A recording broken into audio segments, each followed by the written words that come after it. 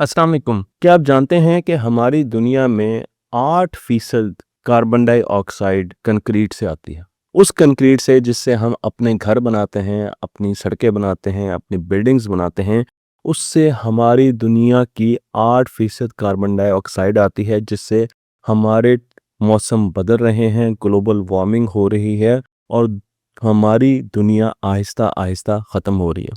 लेकिन अब इसका सॉल्यूशन निकल आया है।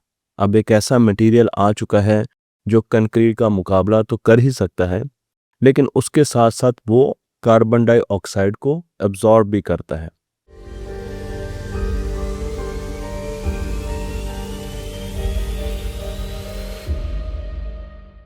मैं आपको लेकर चलता हूँ एक साइंसदान की तरफ जिनका नाम है प्रोफेसर नीमा रहबर।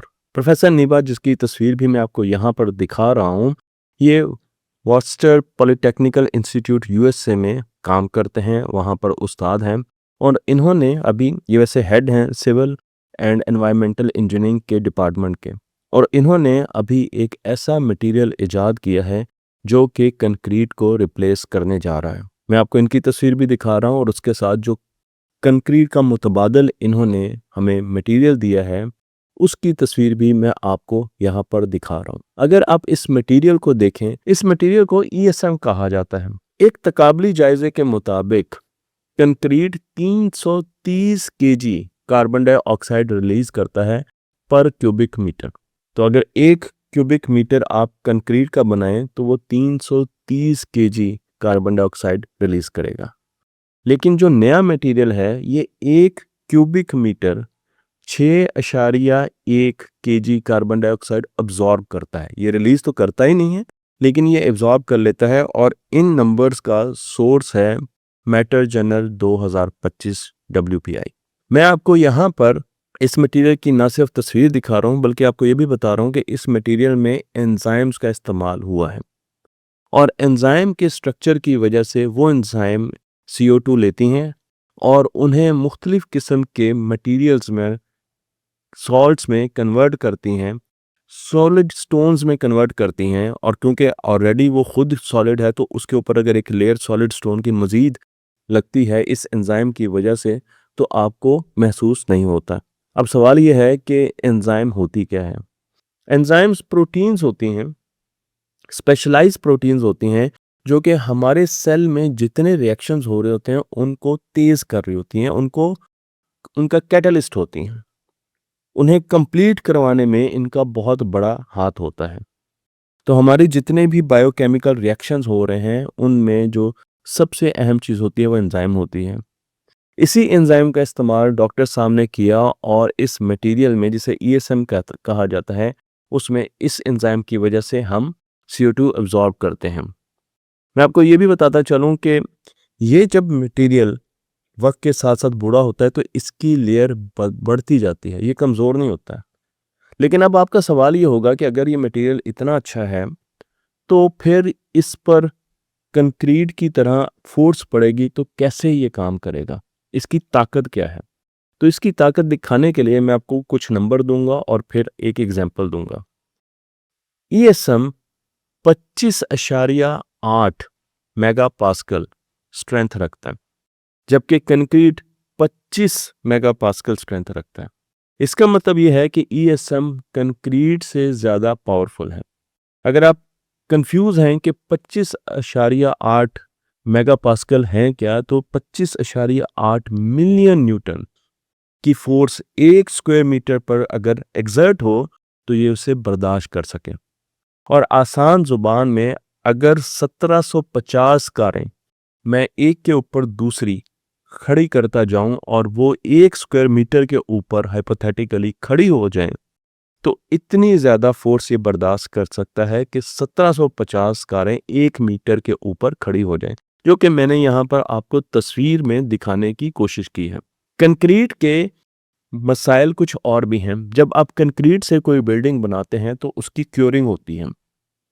कम से कम 1 महीना 28 दिन चाहिए कंक्रीट को फुली क्योर होने के लिए। आपको पानी देना पड़ता है, बार बार छिड़काव करना पड़ता है।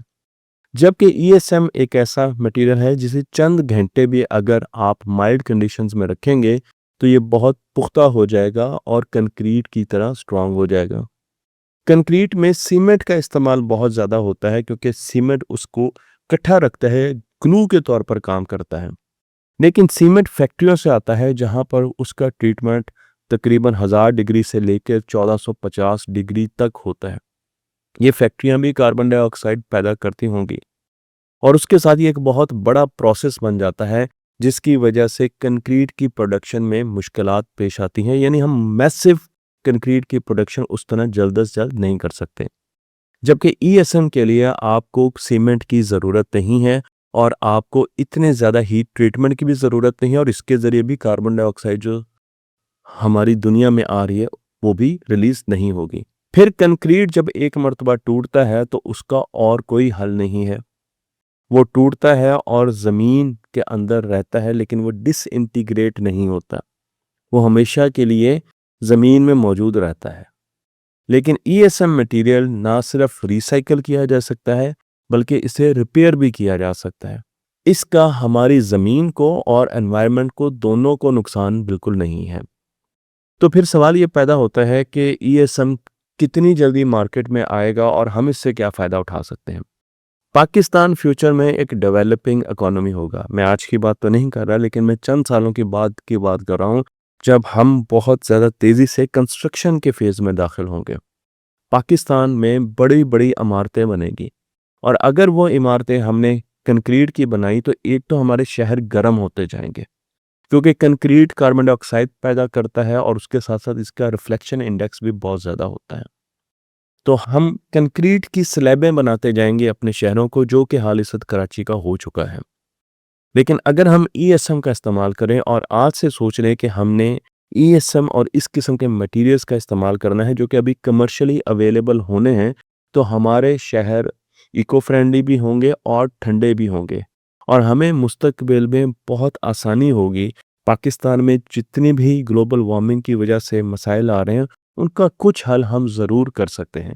तो इसलिए हम इस वीडियो को थिंक टैंक में डालने जा रहे हैं क्योंकि हम ये समझते हैं कि फ्यूचर की टेक्नोलॉजी, कंस्ट्रक्शन टेक्नोलॉजी ईएसएम में मौजूद है और ईएसएम को कंक्रीट से रिप्लेस करना चाहिए। इसके लिए हमारे मुल्क को काम करना चाहिए, थिंक टैंक्स को काम करना चाहिए और गवर्नमेंट को भी इस तरफ जोर लगाना चाहिए ताकि हाउसिंग अथॉरिटीज़ जितनी भी बनती जाए वो इस चीज़ को एक लाजमी जुज़ करार दे दें कि घर और बिल्डिंग्स ईएसएम के बगैर या ऐसे मटेरियल्स के बगैर नहीं बनेगा। मुझे उम्मीद है ये वीडियो आपको पसंद आई होगी। तख्ते ऑनलाइन को लाइक कीजिए, शेयर कीजिए और इस इल्म को दूसरों तक पहुंचा दीजिए।